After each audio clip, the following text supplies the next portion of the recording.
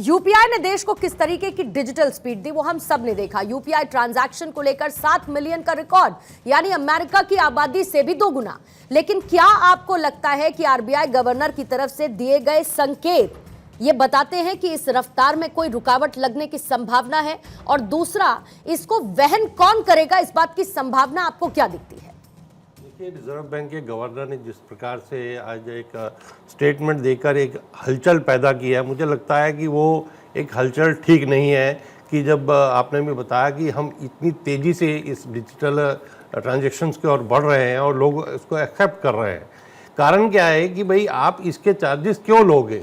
जब आप cash transactions लोग करते हैं तो उसमें भी जो कॉस्ट आती है बैंक की, कैश को रखने की, कैश को ट्रांसफ़र करने की, नोट को छापने की, तो वो भी तो सरकार वहन करती है। तो आप ये अपना ही जो आपने नया क्रांति शुरू की है, उस क्रांति के राह में रोड़े अगर डालेंगे तो बहुत मुश्किल, लोग जो है वापस जो है उस पर चल जाएंगे और आपकी जो सोच थी उसके ऊपर मुश्किल हो जाएगी। इसलिए सरकार, अगर देखिए कॉस्ट तो आती है उसमें, बैंक को भी आती है, और लेकिन अगर वो कॉस्ट को सरकार वहन करे तो मुझे लगता है ठीक रहेगा। अगर वहन करना है तो ना तो बैंक पे आना चाहिए, नहीं तो ना ही ग्राहक पे आना चाहिए, नहीं तो ग्राहक जो है वो अपना ट्रैक किस तरीके का खर्चा सर बैंक पर कैसा बोझ पड़ता है? क्योंकि आप बैंकिंग एक्सपर्ट है और इसीलिए समझना जरूरी क्या है कि जो भी डिजिटल ट्रांजैक्शंस होती है तो जो सिस्टम जो जिसके थ्रू वो हो रहा है उसको प्रोटेक्ट करना, उसकी सिक्योरिटी का खर्चा, उसको मेंटेन करने का खर्चा, ये सारा एक बहुत बड़ा, उसके सर्वर्स को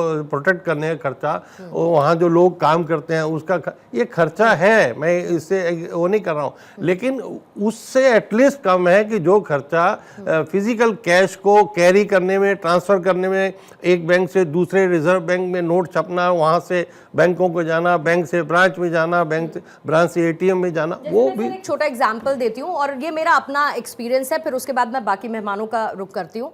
मेरा अपना एक्सपीरियंस सर ये है कि पहले जैसे अगर मैं बैंक में जाती थी और मुझे अपनी पासबुक को फिल कराना होता था तो बहुत ज़्यादा ट्रांजैक्शंस मुझे नहीं दिखते थे। लेकिन अब जब जिस अकाउंट से मेरा यूपीआई कनेक्टेड है, अगर मैं उसकी पासबुक निकलवाने के लिए जाती हूँ, उसको प्रिंट करवाने के लिए जाती हूँ, तो बैंक वाले परेशान हो जाते हैं और कहते हैं कि आपके इतने ट्रांजैक्शंस हैं कि 5 से 6 पासबुक लग जाएंगी। बहरहाल ये तो एक छोटे बोझ की बात है, मुमकिन है कि उन पर और भी बोझ पड़ता होगा। क्विकली बस मुझे इतना बताइए राणा साहब। उदाहरण एक देता हूं कि भाई लोग क्या करें। आप पेटीएम अगर आपके पास है, पेटीएम का वैलेट है, उसमें 10,000 रुपए तक आप उसमें कैश को रख सकते हैं। आप एक बार 10,000 निकाल के उसमें रख लीजिए और वहां से खर्चा करते रहिए। अच्छा। तो आपकी जो बैंक में जो पासबुक है उसमें एंट्रियां इतनी ज़्यादा छोटी छोटी रिफ्लेक्ट नहीं होंगी, तो ना बैंक परेशान होगा, ना आप परेशान होंगे, और आसानी से आप वहां से जो है उसको बिना पिन के जो है वो ट्रांजैक्शन भी कर सकते हैं। ठीक है। यश भी इस वक्त मेरे साथ जुड़ चुके हैं क्योंकि सिंगल पॉलिटिकल पार्टी के रिप्रेजेंटेटिव है, इसीलिए यश आपसे एक टेक लूंगी क्योंकि बाकी एक्सपर्ट्स भी हैं और आपकी तरफ से कुछ सवाल अगर उठाए जाते हैं तो मैं चाहूंगी कि तमाम मौजूद एक्सपर्ट्स उन सवालों का जवाब भी देंगे। यश, आपको क्या लगता है आरबीआई गवर्नर की तरफ से दिए गए संकेत को हम कैसे देखें? क्योंकि हमने यूपीआई पेमेंट्स को, डिजिटल क्रांति को हमेशा से किस तरीके से बढ़ाने पर और वो जनता के बीच में पॉपुलर बनाने के लिए बहुत सारे मेजर्स सरकार की तरफ से, आरबीआई की तरफ से हमने देखे हैं। ऐसे में अगर इस तरीके के संकेत मिलते हैं कि अब ट्रांजैक्शंस पर पैसा लग सकता है, इसको कैसे देखते हैं आप? इसको हम ऐसे देखते हैं पूर्णिमा जी कि आपकी जेब में अगर कोई नोट है तो उसको लेने देने के लिए आपको उस नोट में से एक हिस्सा काट के किसी चंदे में देना पड़ेगा। ऐसे देखते हैं इसको। यहाँ हमें मुझसे पहले जितने भी लोग बात कर रहे हैं, ये संकेत तो हमें साफ साफ दिख रहे हैं कि इसका कारण हमें सरकार कहेगी कि भाई हमें खर्च वहन करना पड़ता है और हमारे ऊपर बोझ आता है और जनता इतना ट्रांजैक्शन कर रही है। और अभी आप भी चर्चा कर रही थी कि छोटे छोटे ट्रांजैक्शन में पासबुक मोटी हो जाती है। तो क्या हमने बैंक चार्जेस नहीं दिए? क्या जो फैसिलिटीज पहले हमें फ्री में मिलती थी हर बैंक में, उदाहरण के लिए हमें एक number of ATM withdrawals free मिलते थे, आज हमें तीसरे विड्रॉल के बाद पैसा देना पड़ता है। बैलेंस चेक करने के लिए कुछ पैसा कट जाता है, उसके ऊपर जीएसटी भी कट जाता है। ऐसी तमाम चीजों के बाद भी सरकार हमारे ट्रांजैक्शंस का वहन नहीं कर पा रही है। और ये वो सरकार है जिसने ट्रांजैक्शंस को प्राइवेटाइज कर दिया। भीम जो ऐप थी, हालांकि payments corporation of India Manmohan Singh ji की देन थी, लेकिन इस सरकार ने भरपूर श्रेय बटोरा। भीम ऐप आई जो सरकारी थी, लेकिन आज यदि आप किसी भी फोन को देखेंगे ऐप स्टोर में, एंड्रॉइड प्ले स्टोर में, भीम ऐप पता नहीं कहां है।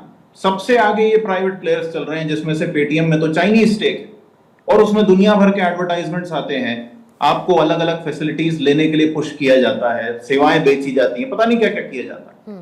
और उसके बाद आप कह रहे हैं कि खर्च हम वहन कर रहे हैं, तो आपने क्यों घुसने दिया ट्रांजैक्शंस में प्राइवेट प्लेयर्स को? निश्चित रूप से ये जो अलग अलग लालच दिए गए लोगों को, जो सर्विसेज जबरदस्ती बेची गई, उनके कारण बोझ बढ़ा है। ट्रांजैक्शन में इस तरह के ग्लिचेस आए हैं, बार बार डेटा लीक हुआ है, और नतीजा यह है कि इस व्यवस्था को प्राइवेटाइज करने के बाद सरकार संभाल नहीं पा रही है। ये उसी का नतीजा है। तो कागज की छपाई पे जो आप कॉस्ट बचा रहे थे यूपीआई के समय, जिसके लिए हर बार आरएसएस बीजेपी वाले आपको मॉरली पुश करते हैं कि तुम अगर यूपीआई नहीं कर रहे हो तो देशद्रोह कर रहे हो, ये भी किया है संघियों ने, उसके बाद भी आप इस व्यवस्था को नहीं चला पा रहे। 150 करोड़ का देश अगर एक दिन में 70 करोड़ ट्रांजैक्शन कर रहा है, तो आप उसकी दुहाई दे के पैसा मांग रहे हैं। तो क्या करें फिर, हम अपने नोट के साथ कैंची लेके घूमें? क्या चाहती है ये सरकार? ठीक है, हालांकि अभी आरबीआई की तरफ से नहीं कहा गया है कि इसका जो खर्चा है वो वहन करने वाला एक कंज्यूमर रहेगा, एक यूजर रहेगा।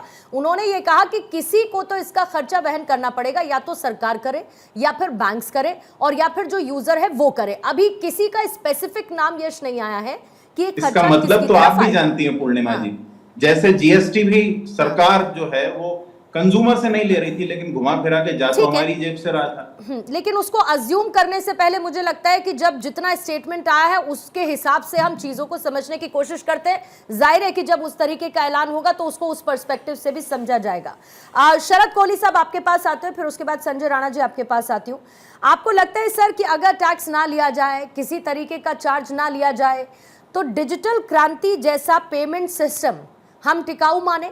और अगर आरबीआई गवर्नर ये कहते हैं कि किसी को तो इसका खर्चा वहन करना होगा, तो इसमें सबसे टॉप पर फीजिबल क्या है जो इसके एक्सपेंसेस को बेयर कर ले?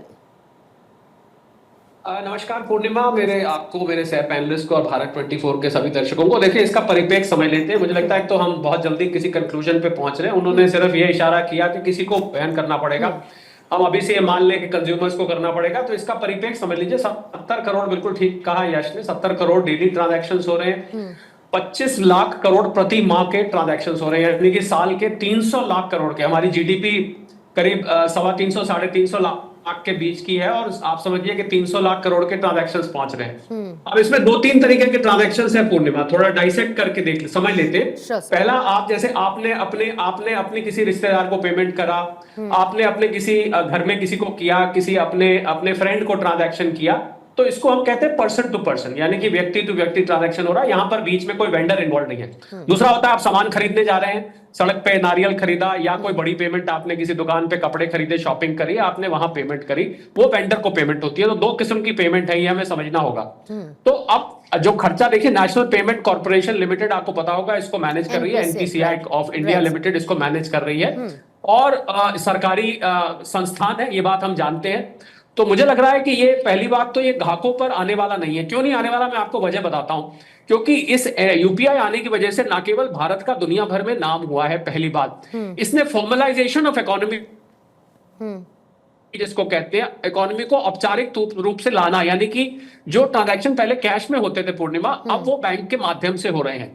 इसका अर्थ यह है कि जो, अगर मान लीजिए कोई 2 नंबर का पैसा घूमता था इकोनॉमी में, आज आपको खुले पैसे नहीं मिलते हैं, वो कहता है यूपीआई कर दीजिए।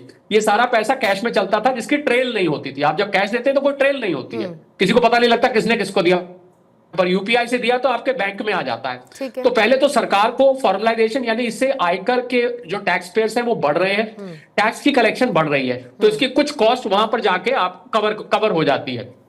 दूसरा, इसकी वजह से अगर आज 37 लाख करोड़ के आसपास का पूर्णिमा कैश इन सर्कुलेशन है, इसको हम सीआईसी कहते हैं, कैश इन सर्कुलेशन, यानी कि जो रोकड़ा आपके हमारी जेब में मिला के सबके पूरी देश के पास इतना है। अगर यूपीआई ना होता पूर्णिमा, मैं बड़ी बात कहने जा रहा हूं, तो जिस रफ्तार से हमारी अर्थव्यवस्था ग्रो कर रही है, ये आंकड़ा 50 लाख करोड़ तक पहुंच गया होता। इसका मतलब आपकी कैश प्रिंटिंग कॉस्ट काफी हद तक बची है, तो कुछ हद तक ये वहां कवर हो जाता है। तो मुझे लगता है कि इसका भार जहां तक जब वेंडर को पेमेंट होगी, हो सकता है बहुत नॉमिनल वेंडर को बियर करना पड़ सकता है, और अगर P2P होता है यानी पर्सन टू पर्सन होता है तो इसकी कॉस्ट जो है बैंक बियर कर सकता है। तो मुझे ऐसा नहीं नजर आता, क्योंकि प्रधानमंत्री मोदी जी के दिल के बहुत करीब है, इसने फाइनेंशियल इंक्लूजन में बहुत मदद किया। इस स्कीम ने जनधन अकाउंट जो खुले आज 55 करोड़, उसमें यूपीआई और जनधन, आधार, मोबाइल और यूपीआई में चौथा भी डायमेंशन जोड़ रहा हूं, उसमें बहुत ट्रेनिटी रही है। आज अगर बैंक अकाउंट ना हो तो आप यूपीआई पेमेंट नहीं कर सकते। तो मुझे लगता है क्योंकि ये सरकार के दिल के बहुत करीब है, सरकार लोगों के ऊपर बोझ नहीं आने देगी। इसका अगर बोझ आया भी, या तो थोड़ा बहुत बोझ बैंक सहेंगे या वेंडर सहेगा। अभी बहुत जल्द होगा किसी भी नतीजे में पहुंचना पूर्णिमा।